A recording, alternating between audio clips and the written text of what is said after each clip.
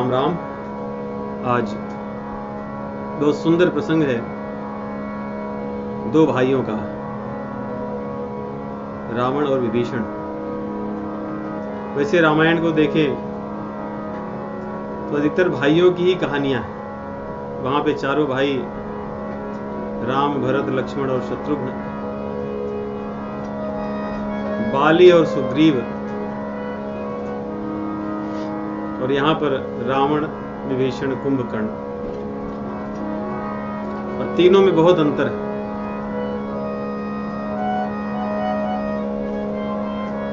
ये चारों भाई अयोध्या के ऐसे हैं कि इनमें एक दूसरे की सेवा करने का भाव है, एक दूसरे के प्रति इतना दृढ़ प्रेम है। बाली और सुग्रीव की स्थिति ऐसी है, एक भटका हुआ है और एक सही मार्ग में है, परंतु अंततः दोनों भगवान को अपना स्वीकार कर लेते हैं, एक मरते समय और एक जीते जी। परंतु रावण और विभीषण ये अलग ही हैं। ऐसे लगता है कि इन भाइयों में ऐसा संबंध एक कलयुग में अधिकतर देखने को मिलता है। तो भगवान श्री रामचंद्र जी की शरणागत वत्सलता का प्रसंग है कि रावण द्वारा अपने राज्य से निकाल दिए जाने पर विभीषण,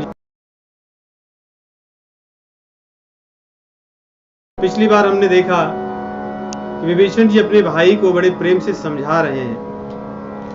कहते हैं कि तात चरण गही मांगहूं राखहूं मोर दुलार, कि मेरी दुलार को, मेरे प्रेम को रख लीजिए आप। सीता देहु राम कह अहित न होय तुम्हार, सीता जी को लौटा दीजिए, इससे आपका अहित नहीं होगा, अर्थात अहित होगा यदि नहीं लौटाओगे तो। इस प्रकार कोई बड़े प्रेम से तात चरण गही मांगो, पैर को पकड़ लिए विभीषण। परंतु रावण की प्रतिक्रिया क्या है वो हम आगे पढ़ते हैं। पैर को पकड़ करके उसको जितनी शिक्षाएं देनी थी सब कुछ दे दिए, विनती कर लिए।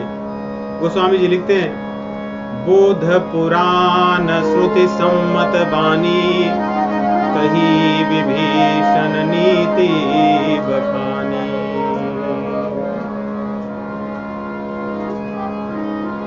कितनी सुंदर बात है कि विभीषण जी की जो बातें थी मनगढ़ंत नहीं है, या अपने अहंकार को पोषित करने के लिए या अपनी बड़ाई दिखाने के लिए रावण को नहीं समझा रहे हैं। बुध पुराण श्रुति सम्मत बानी,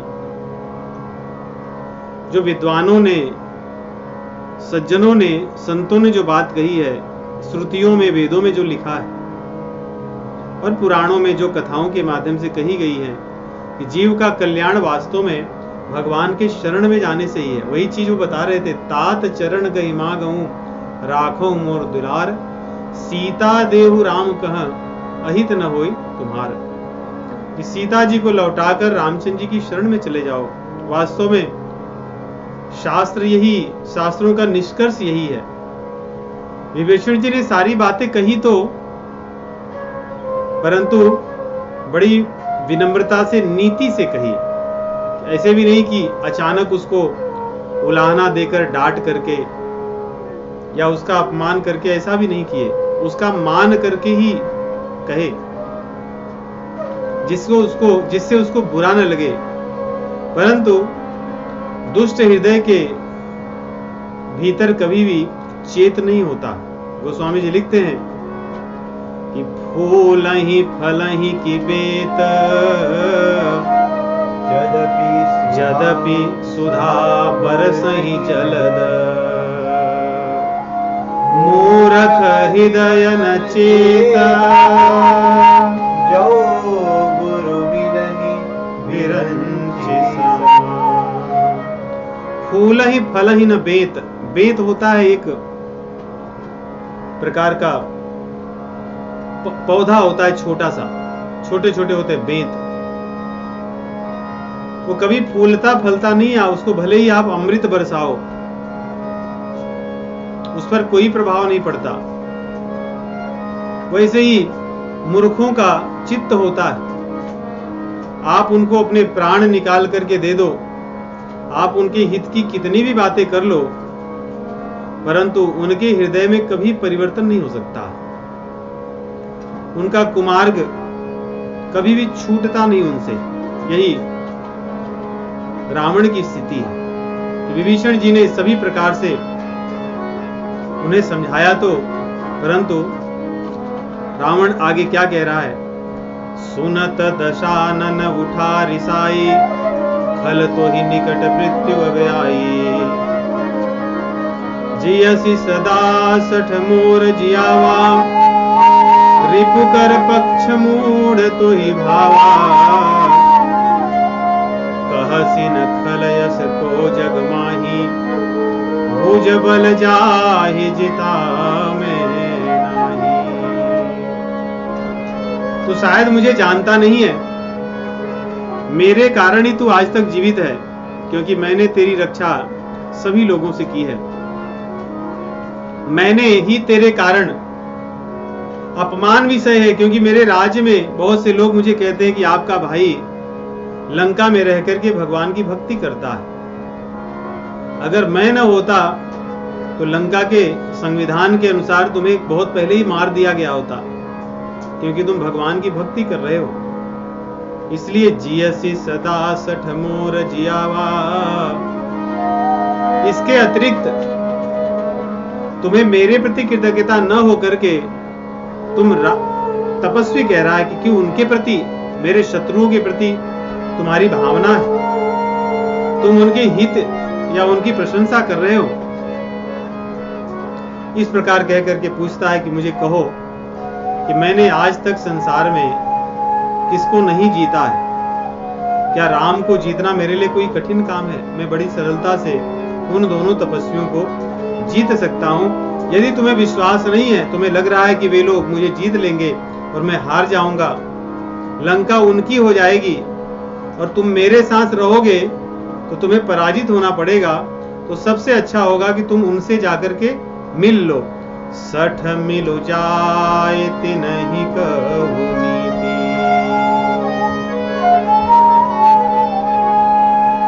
रावण को ये बात पता है कि विभीषण जो मेरा छोटा भाई है बड़ी नीति की बात कह रहा है, मुझे समझा रहा है।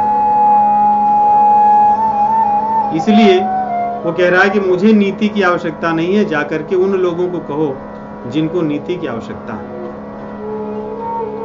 ऐसा कहा ही नहीं, क्रोध में आकर के विभीषण पर उसने चरण प्रहार किया, क्योंकि विभीषण जी हाथ जोड़कर उसके चरण को पकड़ ही रहे थे बार बार, इसलिए उसने चरण से ही प्रहार किया। चस कही कीन्हे सी चरण प्रहारा।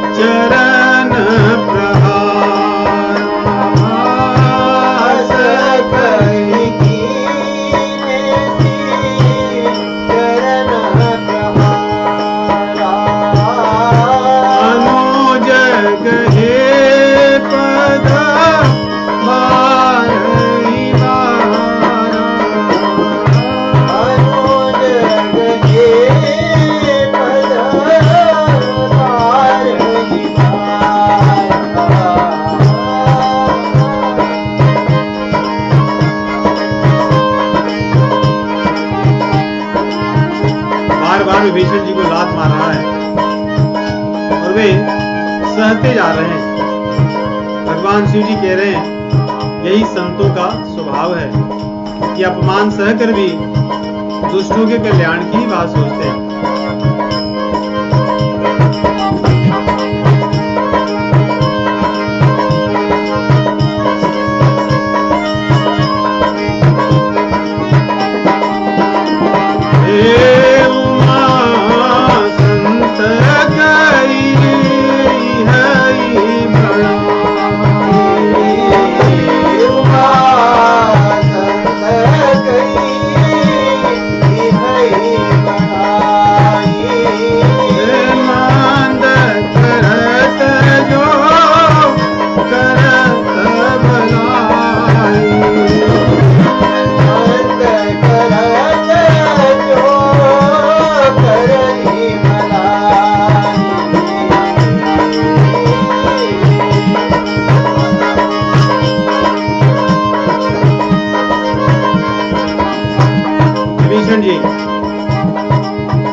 कि तुम मेरे बड़े भैया हो, बड़ा भाई पिता ही होता है, इसलिए आपने मुझे लात से मारा, इसका मुझे कोई दुख नहीं है।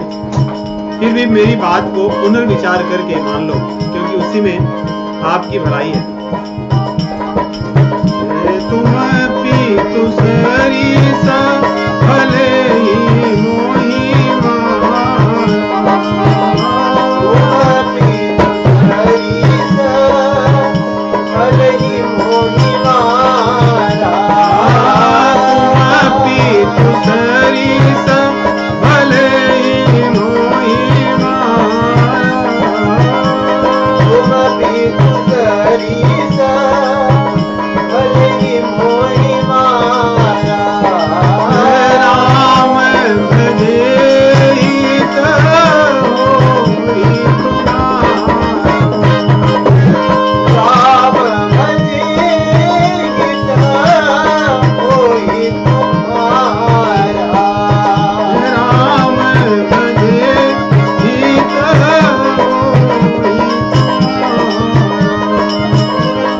राम भजे हित होई तुम्हारा। किसी प्रकार की कोई शिकायत नहीं है। कहते हैं भला है, अच्छा है आपने मुझे मारा, क्योंकि हो सकता है कि मैंने कई अपराध आपके किए हों, छोटा भाई हूं, परंतु फिर भी मेरी जो बात है उसको स्वीकार कर लो, क्योंकि राम भजे हित होई तुम्हारा, रामचंद्र जी के भजे बिना आपका हित नहीं हो सकता। ऐसा कह करके विभीषण जी अपने 4 मंत्रियों को लेते हैं, संपाति, प्रमति, पनस और अनल, इनको लेकर के आकाश मार्ग में चले जाते हैं और आकाश मार्ग से उड़ते हुए भगवान श्री रामचंद्र जी के पास जाने के लिए तैयार हैं। परंतु जाने के पहले सभा में खड़े होकर के आकाश में ही विभीषण जी अपने मंत्रियों के साथ कह रहे हैं, राम सत्य संकल्प प्रभु, मेरे रामचंद्र जी सत्य संकल्प हैं, अर्थात वे जो कुछ कहते हैं वो अवश्य करते हैं, उनके कहने में और करने में कोई भेद नहीं है, इसलिए सत्य संकल्प है। और मेरे रामचंद्र जी प्रभु हैं, समर्थ हैं, सब कुछ कर सकते हैं, कोई भी चीज ऐसी नहीं है जो करने में असमर्थ हैं, क्योंकि वे कर्तुम अकर्तुम अन्यथा कर्तुम समर्थ हैं। राम सत्य संकल्प प्रभु, और तुम्हारी जो सभा है यह विनाश की ओर आ गई है, क्योंकि अब उन्हें कोई भय नहीं है, वैसे भी भय नहीं था, इसीलिए सभी के शांत हो जाने पर भी बार बार समझा रहे थे, परंतु अब एक प्रकार से भविष्यवाणी कर रहे हैं जो देख रहे हैं। राम सत्य संकल्प प्रभु, सभा काल बश तोरी, सभा में बैठे हुए जितने लोग हैं, एक प्रकार से ऐसा लगता है विभीषण जी शाप दे दिए, सभा काल बश तोरी, सभा में बैठा हुआ कोई भी व्यक्ति बचने वाला नहीं है। इसमें सभा में विभीषण जी नहीं है, इसलिए विभीषण जी के अतिरिक्त कोई नहीं बचा। सभा काल बश तोरी, मैं रघुबीर शरण अब जाऊं देव जनि खोरी। एक प्रकार से देखें, इस दोहे में 2 बड़ी सुंदर बातें हैं, और सब बातों के अतिरिक्त जो बड़ी छिपी हुई हैं। एक तो ये कि विभीषण जी अपने मन से भगवान श्री रामचंद्र जी के पास नहीं गए, रावण ने उन पर एक प्रकार से उपकार किया। उसने 2 चीजें की, एक तो उन्हें कहा कि तू चले जा, 60 मिल जाए तेरे को नीति, तू वहां यहां से चले जा, उनसे मिल ले और उनको सारी नीति, मेरी राजनीति, कूटनीति, भेद नीति जो भी है तू कह देना। तो एक प्रकार से विभीषण जी ने कोई, कहते हैं कि भेद जाकर के यहां से वहां छिप करके नहीं कहा, रावण की बात को स्वीकार करके कहा। इसीलिए संपूर्ण रामायणों में, कम से कम 3 रामायणों में हमें पता है, रामायण, रामचरितमानस जो है, वाल्मीकि और अध्यात्म रामायण में किसी ने विभीषण को दोष नहीं दिया कि तुम यहाँ की बात जाकर के वहां बताए या तुम शत्रुओं से मिल लिए। सबने रावण को ही दोष दिया, कुंभकर्ण ने भी और रावण ने भी स्वयं कभी नहीं कहा कि तुम जाकर के मेरे शत्रु से मिले। तो यहाँ पे एक प्रकार से ये चौपाई बड़ी छूट जाती है। शठ मिल जाए तिन्हें कहूं नीति। एक प्रकार से रावण ने ही अपनी इच्छा व्यक्त की थी और उसकी इच्छा को सुन करके विभीषण जी अपने बात को कह रहे हैं कि सभा काल बस तोरी, कि तेरी सभा में जितने लोग हैं इनमें से कोई नहीं बचने वाला है और मैं तो भगवान श्री रामचंद्र जी की शरण में जाऊंगा। अब तू मुझे कभी दोष मत देना। और इसीलिए विभीषण जी को कोई दोष नहीं देता। वैसे सामान्य लोग कहते हैं कि भेदी बन करके चले गए, परंतु रावण के कहने पर ही गए। इसीलिए कह रहे हैं कि तुम पितु सरिस, आप मेरे पिता के समान हैं, बड़े भाई हैं, आपकी आज्ञा को मैं स्वीकार कर लेता हूं, स्वीकार करके चलते हैं। ऐसा कह करके अस कही चले विभीषण जबहि, कही चले विभीषण जबहि।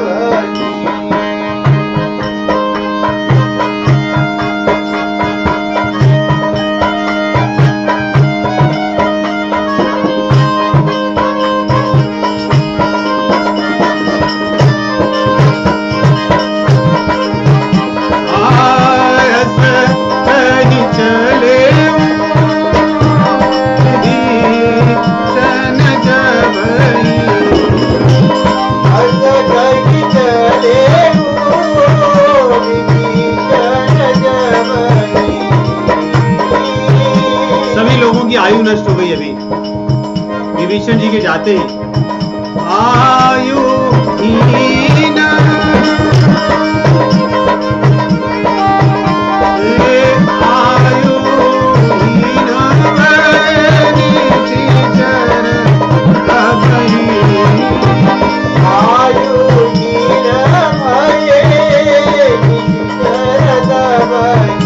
क्यों आयुहीन हो गए? भगवान शिव जी कह रहे हैं साधु अवज्ञा साधु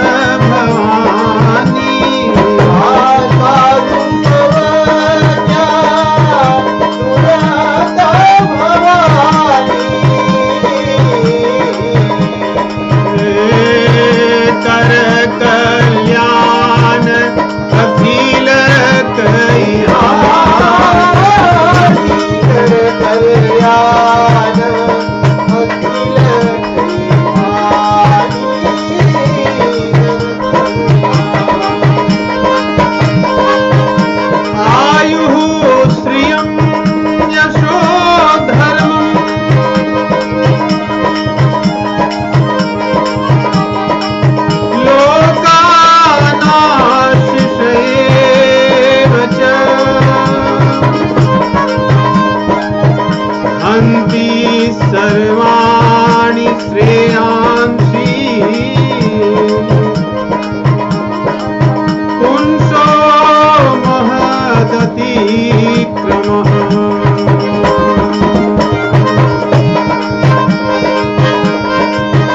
साधु अवज्ञा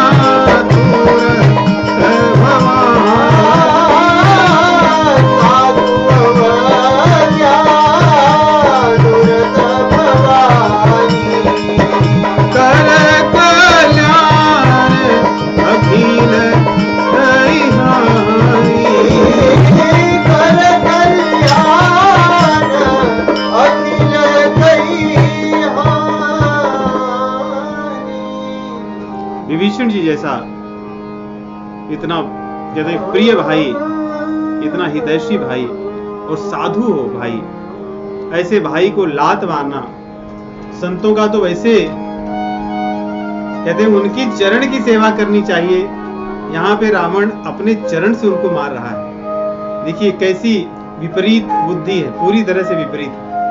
जिनके चरणों को छूना चाहिए उनको चरण से लात मार रहा है। इसलिए यहाँ पे पहले तो कहते हैं कि अस कई चला विभीषण जबहि आयुहीन भय निश्चर तबहि।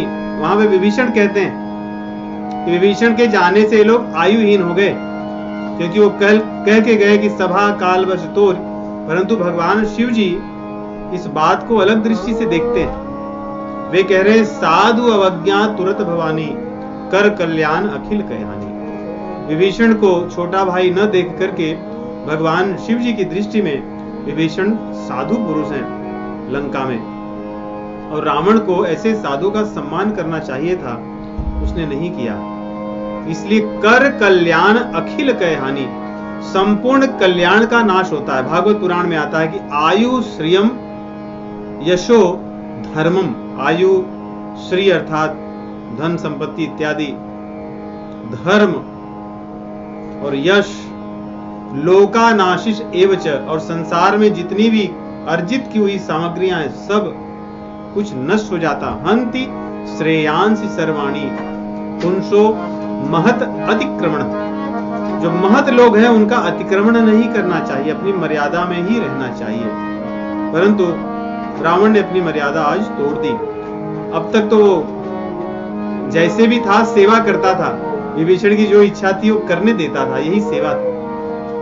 परंतु इसी अपराध के कारण भगवान शिव जी कह रहे हैं कि सब कुछ इसका, पूरी लंका में सभी का सब कुछ नष्ट हो जाएगा, कुछ नहीं बचेगा।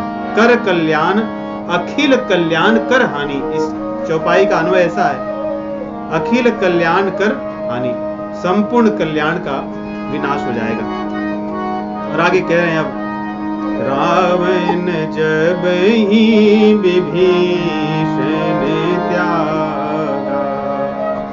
भयं विभव बिनु तब ही अभागा।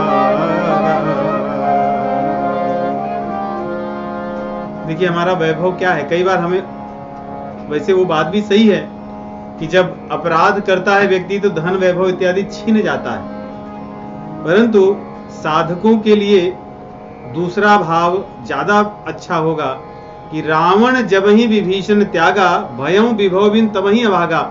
लंका में एक ही वैभव था, वो विभीषण जी थे। उस वैभव को ही उसने, जब विभीषण जी चले गए तो लंका का वैभव चले गया।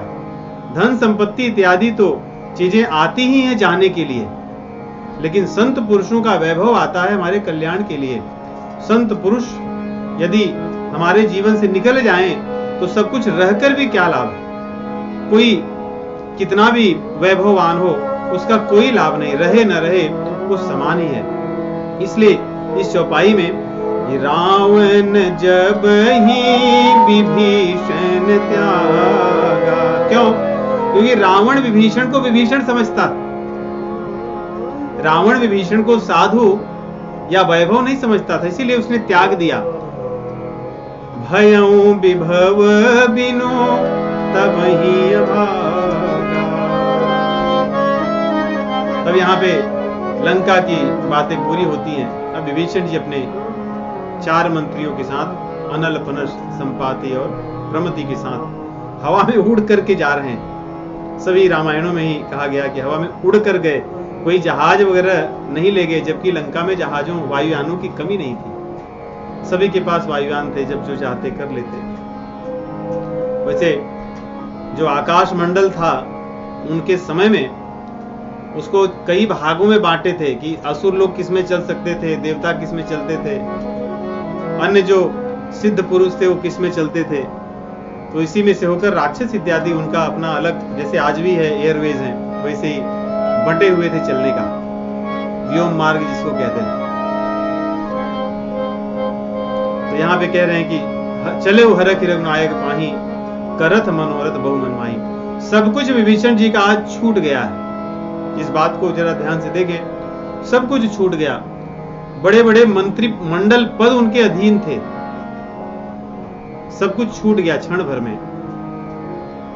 वैसे अपनी माता जी से मिलने भी जाते हैं, उनकी माताजी ने भी कहा कि शीघ्रता से चले जाओ।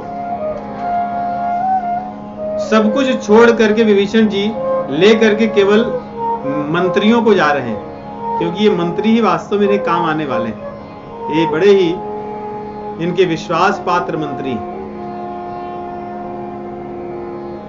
इसलिए प्रसन्न है। सब कुछ सांसारिक वस्तुएं छूटने पर, परिवार छूटने पर भी कोई दुख नहीं है। चले वो हरख ही रघुनायक पाही, प्रसन्न चित्त होकर के भगवान के पास जा रहे हैं। या भगवान का वैभव है ही ऐसा, उनका प्रेम ही ऐसा है कि सभी दुखों को नष्ट कर देता है।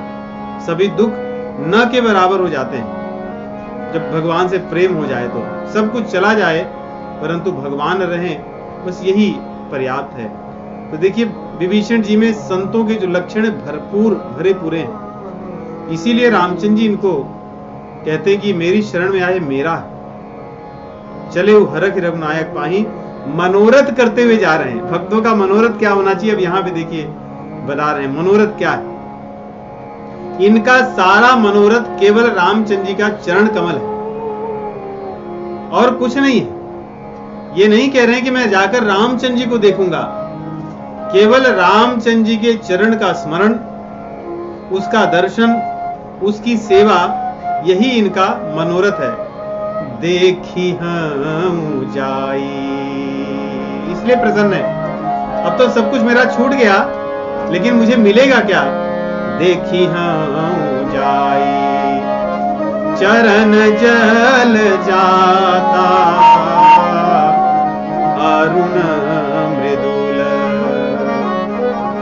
सेवक सुख दाता अरुण मृदुल, सेवक सुख दाता।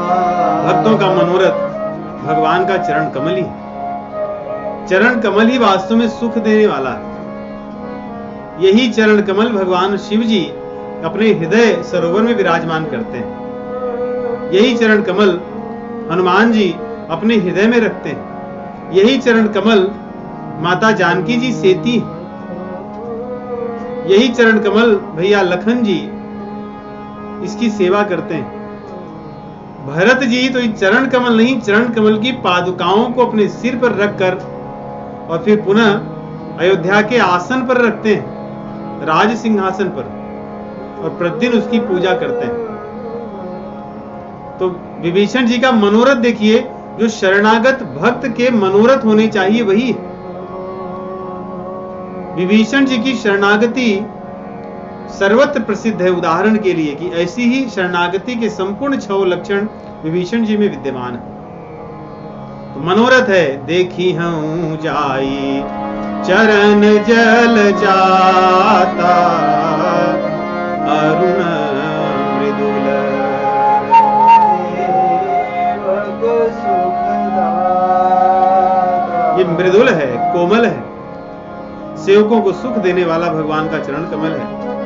इसीलिए इसे हृदय में रखा जाता है, क्योंकि हृदय की वस्तु इसीलिए कोमल है। इसलिए भगवान का चरण कमल कहते हैं कि लक्ष्मी जी के हाथ इतने कोमल हैं कि उनके हाथों से लगकर कमल जो है वो उसमें चिन्ह आ जाते हैं, या कमल से लक्ष्मी जी के हाथों में पीड़ा होती है।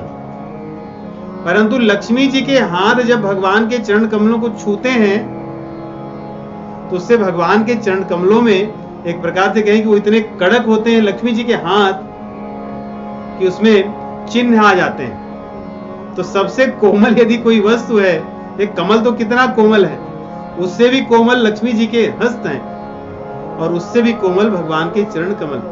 इसीलिए कह रहे हैं अरुण मृदुल सेवक सुखदाता। दूसरी चीज, जो मृदुल होता है वही दूसरों को सुख दे सकता है। चरण कमलों की हम सेवा करते, यदि हमारा जिसकी हम सेवा करें वो स्वामी कठोर हो तो कभी भी सुख नहीं दे सकता, दुख ही देगा। स्वामी जब कोमल हो तो यहां पे स्वामी चरण कमल है, वो मृदुल है, कोमल है। विभीषण जी का ही मनोरथ है कि जे पद परसी तरी ऋषि नारी, दंडक कानन पावनकारी दंडक। स्वामी सदैव क्षमा करके दूसरों की सेवा या दूसरों को ऊपर उठाने वाला होना चाहिए। तो भगवान के चरण कमल स्वामी हैं, उनकी सेवा करने के लिए विभीषण जा रहे हैं। उनके चरण कमल ही सबसे पतिता जो गौतम की नारी थी अहल्या जी, उनका उद्धार कर दिए। स्वामी के यही लक्षण होते हैं। जो दंडक वन है ये पतित दंड के कारण बना है, जो राजा दंड, इसलिए ये इसको भी पवित्र करने वाला है। और आगे जे पद जनक सुताउर लाए कपट कुरंग संग उधर धाये कपट कुरंग संग धर धाये। जे पद जनक सुता उरलाए, जनक सुता जो भक्ति देवी हैं, इन चरण कमलों को अपने भीतर छिपा कर रखती हैं, अपने हृदय में रखती हैं। इसलिए जब भक्ति प्राप्त हो जाती है तो भगवान के चरण कमल सेवा मिल जाती है। यही भक्ति।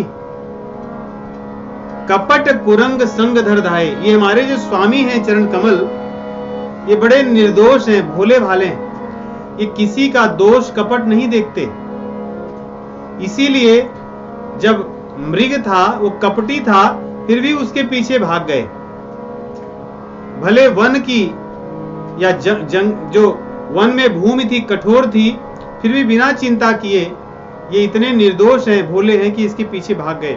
तो ऐसे स्वामी की शरण में तो हमें जाना चाहिए, जो किसी के दोष को न देखे, जो एकदम सीधा साधा हो, सरल हो, जो कोमल हो, जो अपवित्र को पवित्र करता, किसी के दोष को देखे बिना।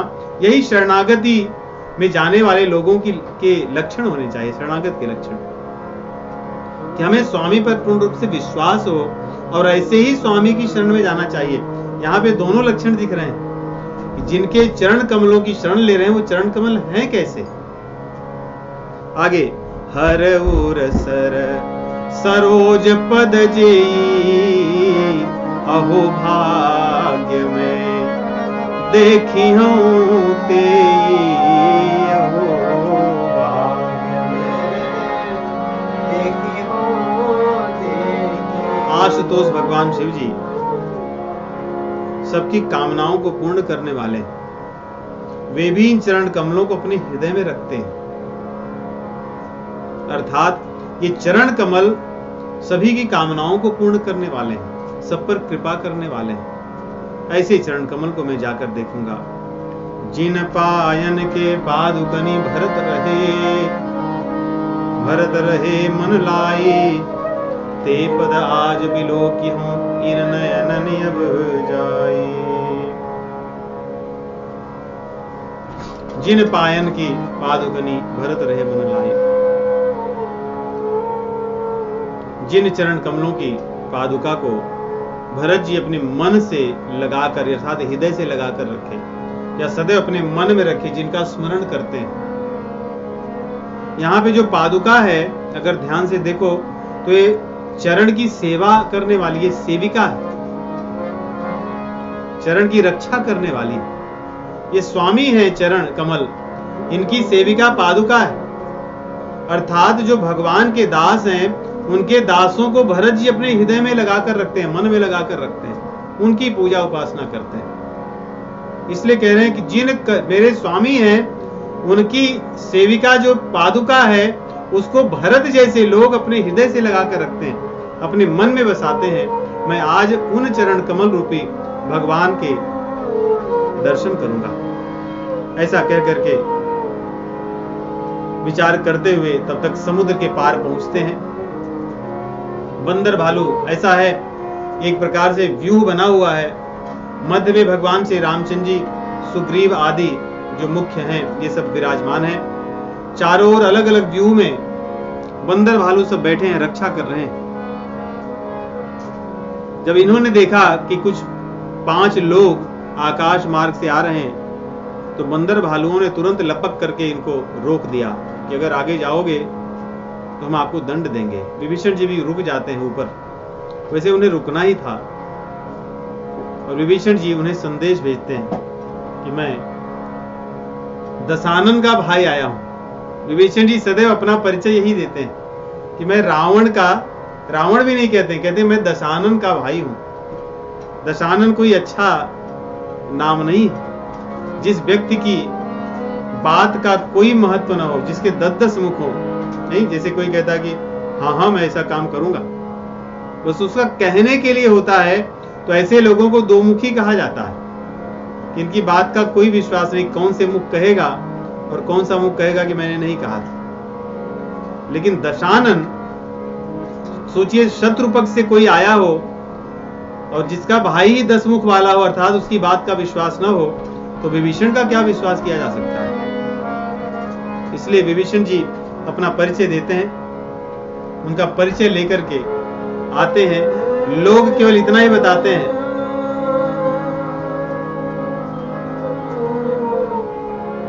कपिन विभीषण आवत देखा, जाना को रघुदूत अभिषेखा, ताहि राखी कपिपति पह आए, समाचार सब ताहि सुनाए।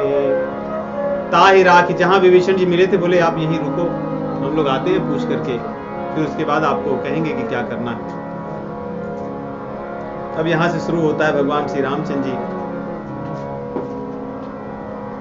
और सुग्रीव जी तथा अन्य बंदर भालुओं का शरणागति को लेकर प्रकरण। सुग्रीव जी को जब पता चला कि ऐसी सी बात हो गई है, सुग्रीव जी बोले ठीक है, मैं जाकर के प्रभु से कहता हूं। सुग्रीव भी आकर के कहते हैं कि कह सुग्रीव सुनहु रघुराई। रघुराई कह रहे हैं आप रघुराज हो, जीवों के आप स्वामी हो, आप सुनिए।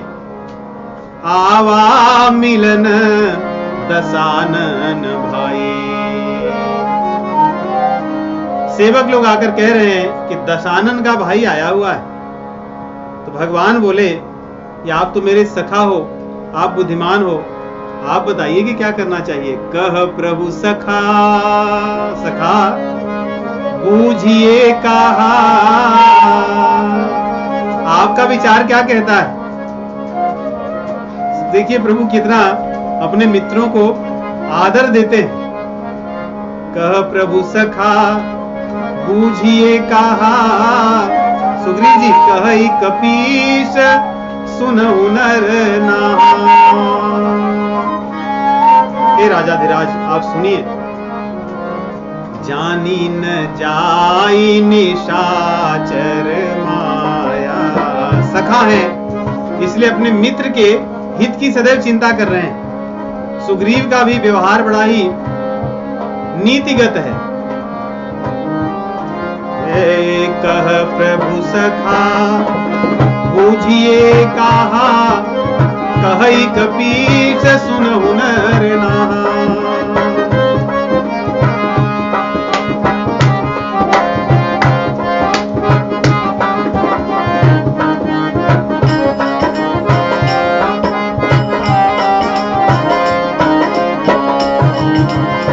जानी न जाई निशाचर माया, काम रूप क्या कारण है मैं नहीं पता चल सकता, क्योंकि ये राक्षस लोग हैं, बड़े मायावी हैं।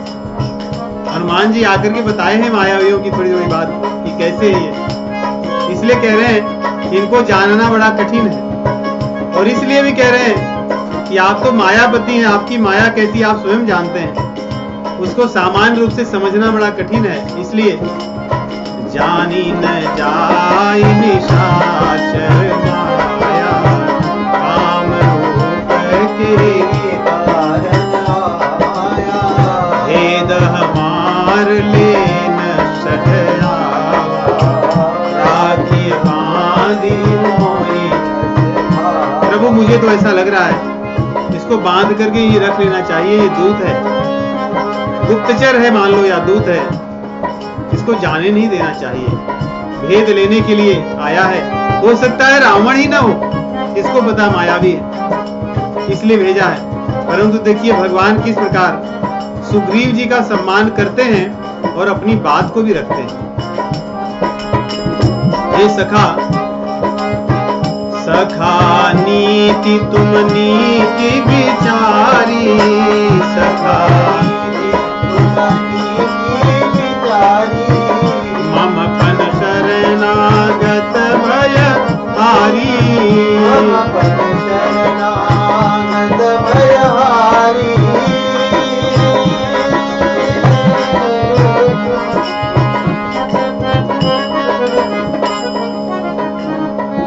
रामचंद्र जी।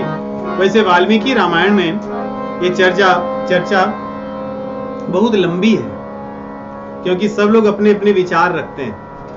रामचंद्र जी सभी के विचारों को सुनते हैं, किसी का खंडन नहीं करते हैं, परंतु अपने शरणागत की नीति बताते हैं। मम पन शरणागत भयहारी, मेरी शरण में कोई भी आ जाए उसको मैं अभय दान दे देता हूं, ये मेरा प्रण है।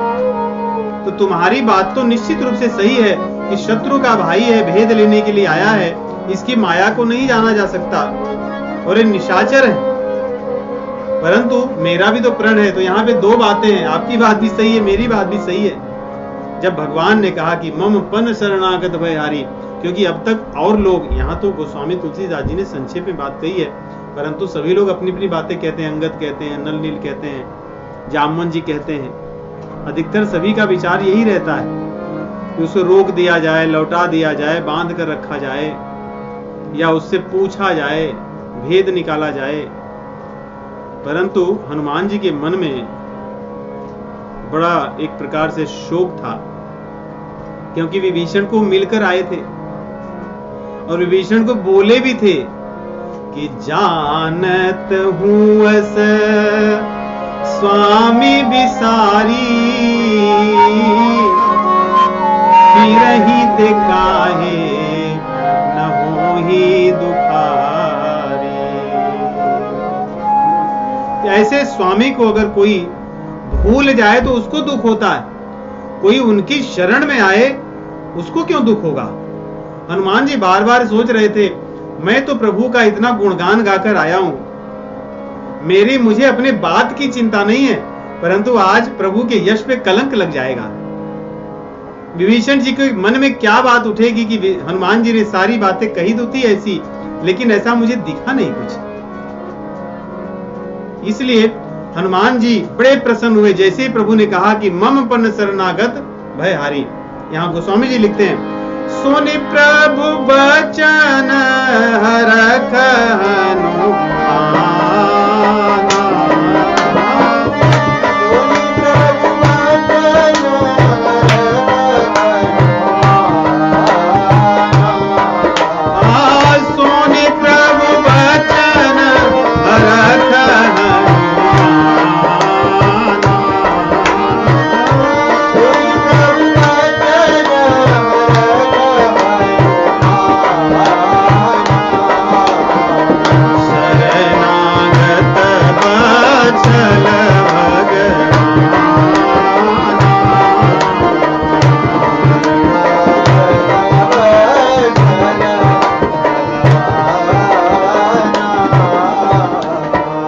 शरणागत कहूँ जे तजहि निज निध अनुमानि, ते नर पामर पापमय दीनहि बिलोकत। हनुमान जी बड़े प्रसन्न हुए, क्योंकि शरणागत वत्सल भगवाना, ये बात हनुमान जी विभीषण जी को कहकर आए थे कि प्रभु तो हमारे सबको अपनाते हैं। इसलिए यहाँ पे रामचंद्र जी बात कर ही रहे थे तो गोस्वामी जी ने बीच में एक चौपाई हनुमान जी की भावना को व्यक्त करने के लिए लिख दी। रामचंद्र जी आगे कह रहे हैं, शरणागत कहे तजहि, अपने सखाओं से कह रहे हैं, निज अनहित अनुमान ते नर पामर पापमय तिनहि बिलोकत हान। भगवान कह रहे हैं, मैं उस व्यक्ति को पापी समझता हूं जो अपनी शरण में आए हुए किसी भी शरणागत को त्याग देता है, उसका सम्मान नहीं करता, उसको अपनाता नहीं। अर्थात हमारे अधीन कोई हो जाए तो उसके शरण देनी चाहिए। ये भगवान की नीति उनकी आज्ञा। इसलिए भगवान ने अपना मंतव्य रख दिया, यदि मेरा नियम है तो मैं तो अपने नियम को नहीं तोड़ता। क्यों? विभीषण जी बात बोलकर, सत्य राम सत्य संकल्प प्रभु सभा काल बस तोरे। राम जी मेरे सत्य संकल्प हैं, अर्थात जो भी वो उनके नीतियां हैं, जो उनके मन में आता है वो सदैव सत्य होता है, सत्यापित होता है।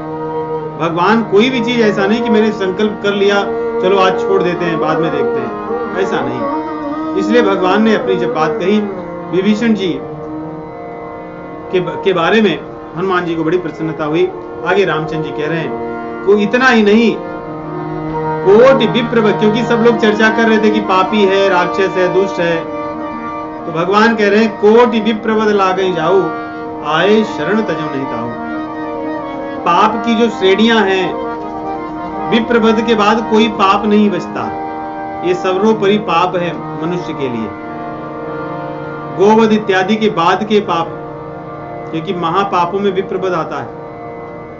गोवध महापाप में नहीं गिना जाता, परंतु ये नरक में ले जाने वाला ही है। परंतु विप्रवध तो महापाप में गिनती होती है उसकी। कह रहे हैं एक दो नहीं, कोटि विप्रवध लागे जाओ। कहने का अर्थ है कोई कितना भी पापी क्यों न हो, पाप का पहाड़ ही क्यों न हो, अगर मेरी शरण में आ जाता है तो मैं उसको तजता नहीं, छोड़ता नहीं। कितनी आशा है नहीं सभी के लिए। वही भगवान हो सकते हैं जो किसी के दुर्गुणों को देखे बिना जो अपना लेते हैं। भगवान वही है। जब कोई दुर्गुण देखे तो भगवान नहीं हो सकता। गोस्वामी तुलसीदास जी कहते हैं कि भगवान तो किसी भी प्रकार के दुर्गुण को नहीं देखते, बल्कि वो छोटी सी की हुई कोई एक अच्छाई ही ढूंढते रहते हैं। रहती न प्रभु चित चूक किए की, रहती न प्रभु चित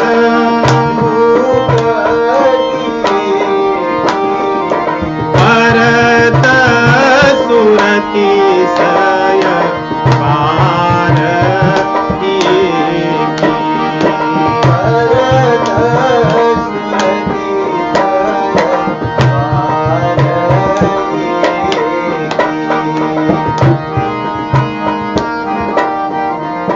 की।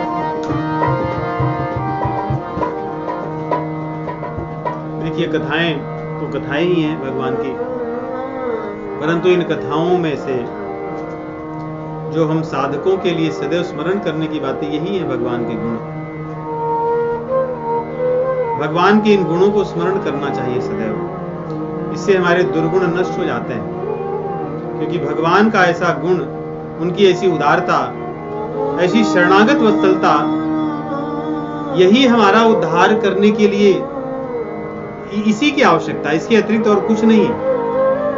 क्योंकि शरणागत वत्सल का अर्थ होता है अपनी शरण में आए हुए को वत्स के समान उसको अपनाते हैं। वत्स अर्थात जैसे गऊ होती हैं, उनका छोटा बछड़ा या बछिया होती है, उसको कितनी भी गंदगी लग जाए वो उसको चाट करके साफ कर देती है। वैसे ही जो भगवान की शरण में जाता है, भगवान उसके सभी दुर्गुणों को हर लेते हैं। इसीलिए कहते हैं साधुरेव समन्तव्यः सम्यक व्यवसितो ही सह अभिचेतसु दुराचारो भजते माम। कितना भी दुष्ट व्यक्ति हो, भजते माम अनन्य भाग, अगर मेरी शरण में आ गया तो साधु रेव समन्तव्य, साधु एव समन्तव्य, मैं उसको साधु मानता हूं, कोई माने न माने। ये भगवान, यहां भगवान आगे विभीषण के लिए भी बात कहते हैं। इसे भगवान कहते हैं कि कोई भी हो मेरी शरण में आ गया है तो उसके पाप रह नहीं सकते। सन्मुख होई जीव मोहि जबहि, सन्मुख होई जीव मोहि जबहि,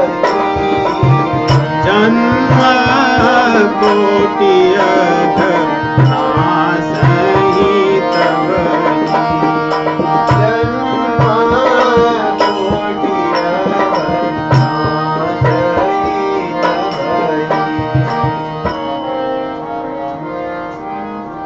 कोई कितना भी पापी क्यों न हो, मेरी पास आ गया है, हाथ उठा करके कह दिया, नाथ मैं आपका हूं, आपकी शरण में आया हूं। भगवान कहते हैं इतना ही मेरे लिए पर्याप्त होता है, फिर मैं उसके संपूर्ण पापों को तत्क्षण नष्ट कर देता हूं।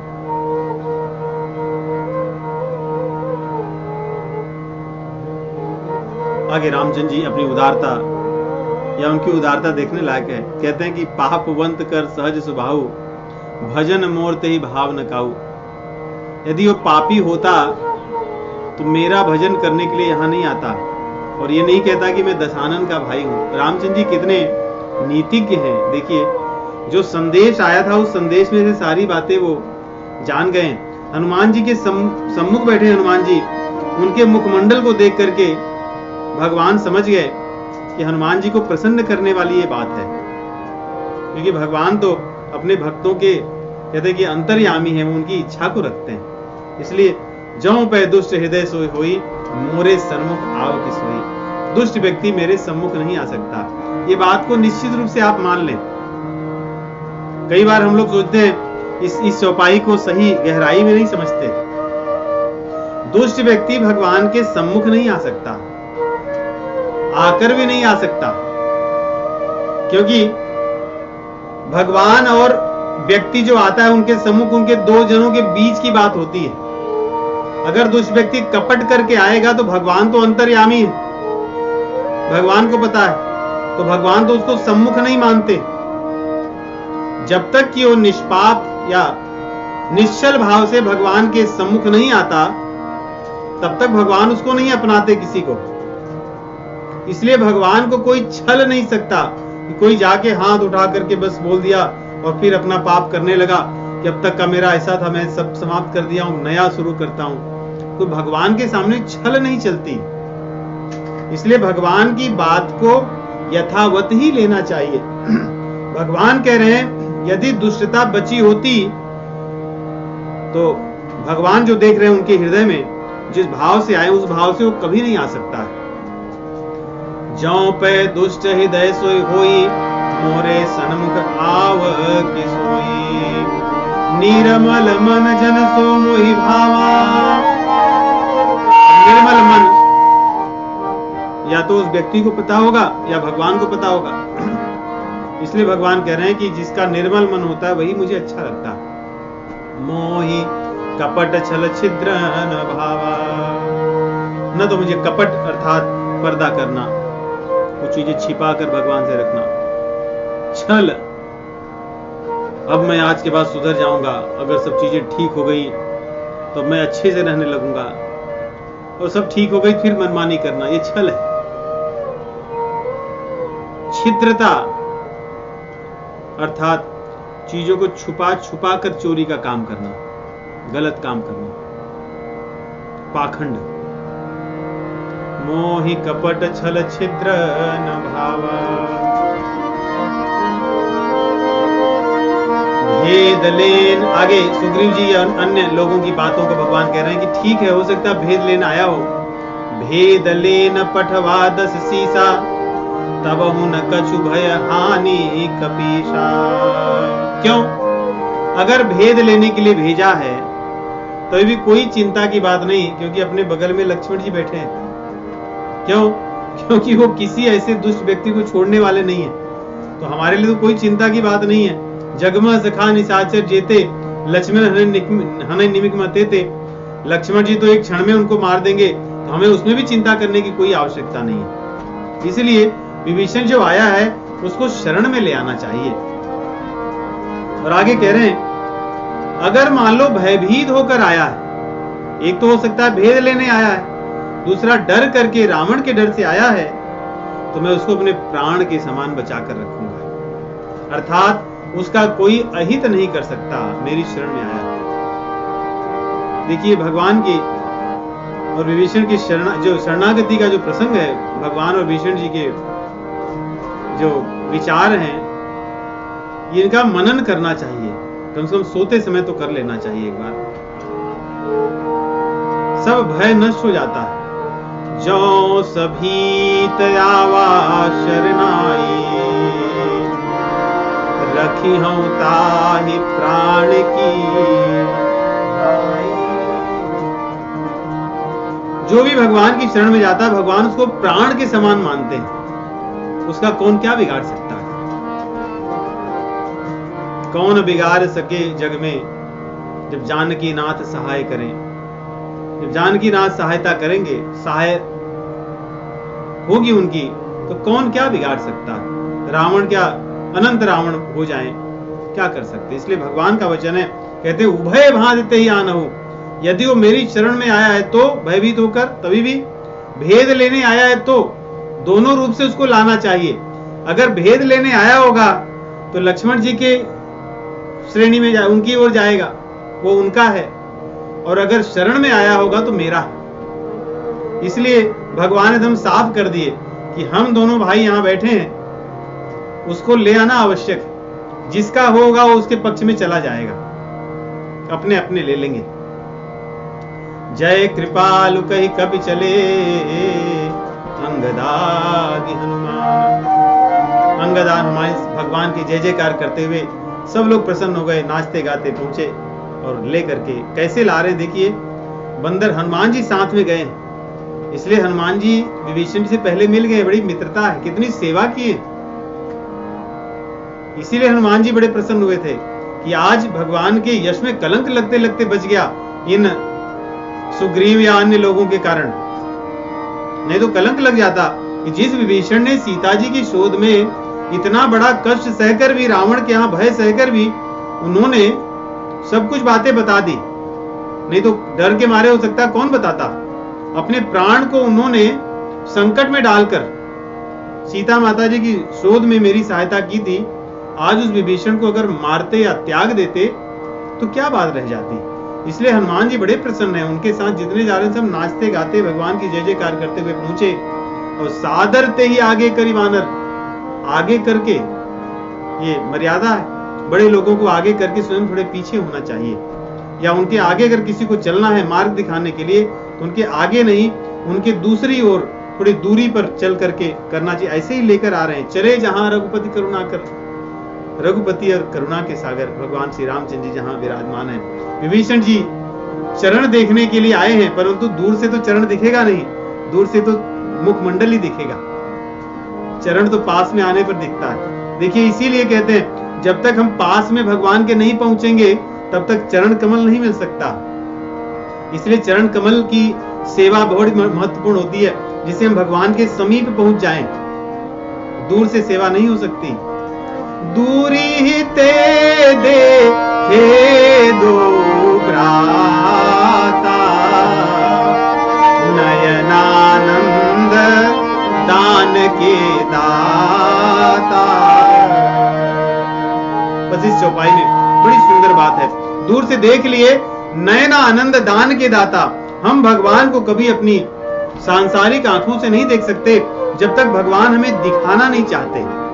इसलिए कह रहे हैं नयनों को आनंद देने वाले प्रभु को विभीषण ने तब देखा जब भगवान दान के दाता है। भगवान ने दान दिया कि आप मुझे देख सकते हो, नहीं तो देखने के लिए तो बहुत से लोग थे, कौन देख पाया भगवान श्री रामचंद्र जी को। 14,000 सैनिकों को लेकर खरदूषण आया था, बाली सामने लड़ने के लिए बैठा था, कौन देख पाया। विभीषण जी रावण से कम बुद्धिमान है, इतना वेद नहीं जानते, परंतु भगवान को देख लिए, रावण नहीं देख पाया। रावण सामने रहकर भी उनसे अपशब्द कह रहा है, लड़ रहा है। इसलिए भगवान जब दिखाते हैं जिसको, वही अपने नयनों को भगवान की उस छवि से आनंद दे सकता है। नयना आनंद दान के दाता। जब उन्होंने देखा, बहुरी राम छवि धाम बिलोकी, ऐसा सौंदर्य जो मन को आकर्षण करने वाला था। कहते हैं कि ऐसा सौंदर्य था, इसीलिए सब ऋषि मुनि कहने लगे कि प्रभु इतना तप किए हैं, एक बार अगर हम स्त्री बन जाते और आप हमें स्वीकार कर लेते भार्या के रूप में। भगवान ने कहा कि एक तो थी, अभी हरी जा चुकी है और मैंने एक ही का व्रत लिया है। इसीलिए गर्ग संहिता में बड़ा सुंदर वर्णन आता है। कि अलग अलग जो गोपिकाएं हैं वे अलग अलग लीलाओं की हैं। रास किसी के साथ होता है, मक्खन चोरी किसी के साथ होता है, और उलोखल में जो उलाहना देने आती है, जो बड़ आनंद देती है, उनका अलग होता है। वेणु गीत में जो गोपिकाएं हैं वो अलग हैं, कोई अयोध्या की हैं, कई मिथिला की हैं, कई वन के ऋषि मुनि हैं जो गोपी गाय बने। तो इस प्रकार यहाँ पे कह रहे हैं कि उनके आकर्षण को देख करके विभीषण जी मोहित हो गए, बहुरी बार बार देख रहे हैं भगवान के मुखमंडल को, एकदम कहते हैं कि आश्चर्यचकित होकर के स्तब्ध रह गए। रहे हो ठट्टू की एक टक बिलोकी, एक टक पल रोकी। उनकी जो निमेष थी वो पलकें गिर नहीं रही थी, पलकें वैसी की वैसी रुकी रह गई। और भगवान की लंबी लंबी भुजाएं, देखिए ये भी भगवान का जब अवतार होता है उनकी भुजा लंबी होती है, आजान बाहु, घुटने तक भगवान की भुजा होती है। कई जो संत आए हैं जो भगवान के अवतार थे, उनकी भुजाएं घुटने तक थी। तो ऐसे भी भगवान के अवतार का पता चलता है। तो भगवान का लंबी भुजा घुटने तक, नयन ऐसे जो कंजारुण लोचन, लाल कमल के समान, श्यामल घन श्याम जो उनका शरीर है, रंग है। प्रणत भय मोचन, कोई भी व्यक्ति कितना भी भयभीत हो, भगवान के उस मुखमंडल को और उस स्वरूप को देख करके उसका भय तत्क्षण नष्ट हो जाए, ऐसा मनोहर भगवान का दृश्य।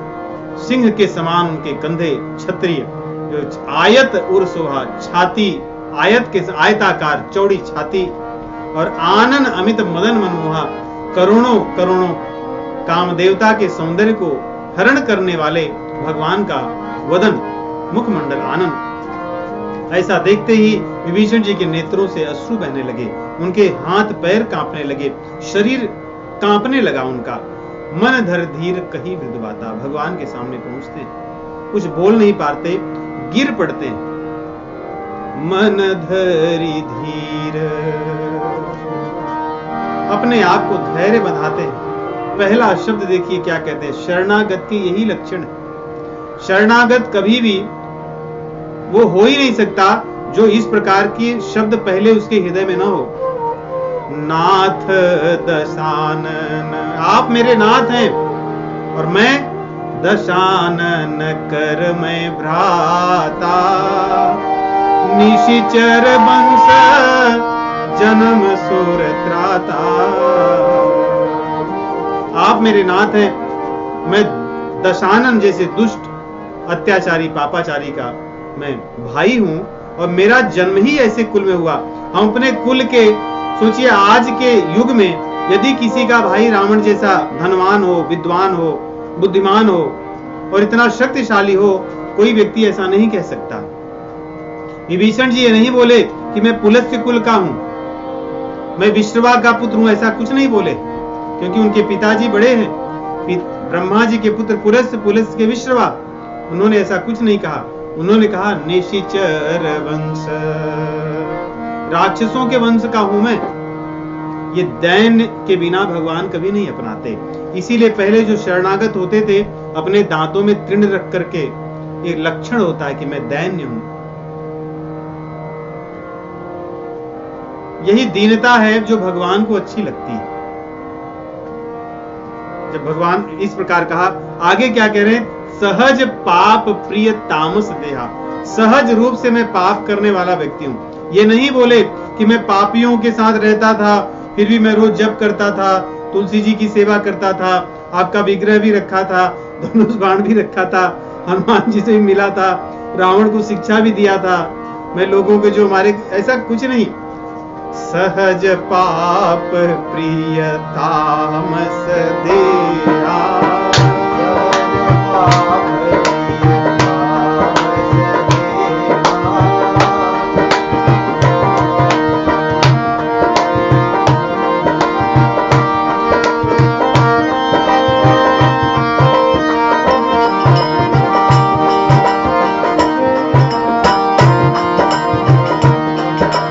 सहज पाप प्रिय तामस देहा,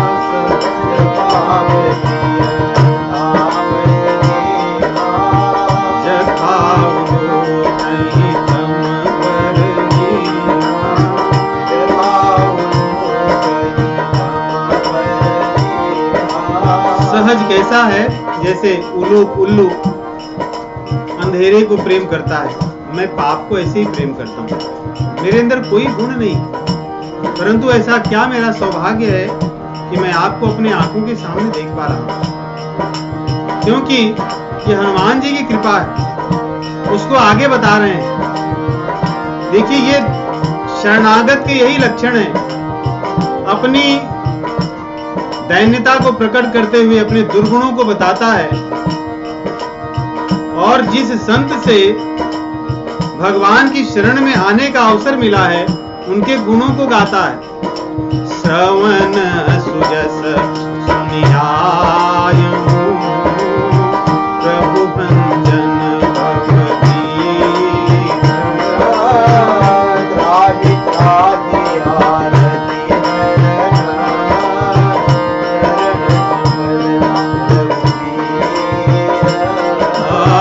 श्रवण सुजस सुनियायु। हे प्रभु, हनुमान जी ने आपके यश को मुझे बताया था, उसको सुनकर मैं यहाँ आया हूँ। उन्होंने ही आपका पता मुझे बताया था। प्रभु भंजन, आप ही मेरे प्रभु हैं, और मेरे भय को, इस भव सागर के भय को आप भर लीजिए। प्रभु भंजन भव भीर, त्राहि त्राहि आरती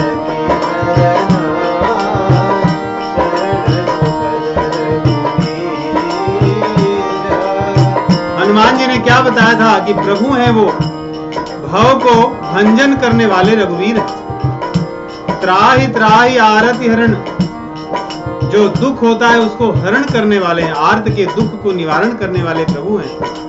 इसलिए हे नाथ, शरण सुखद रघुवीर, आपकी शरण सुख की खान है। मैं इसीलिए आपके पास आया हूँ। जो मैंने सुना था उसको सुनकर आया हूँ, पढ़कर नहीं आया हूँ, जप करके आपके पास में नहीं आया हूँ, या अन्य प्रकार के कोई आचरण साधन करके आपके पास नहीं। श्रवण सुजस सुनियायु, श्रवण सुजस सुनियायु, प्रभु भंजन भव भीर, प्रभु भंजन भव भीर, त्राहि त्राहि आरती हरण, शरण सुखद रघुवीर,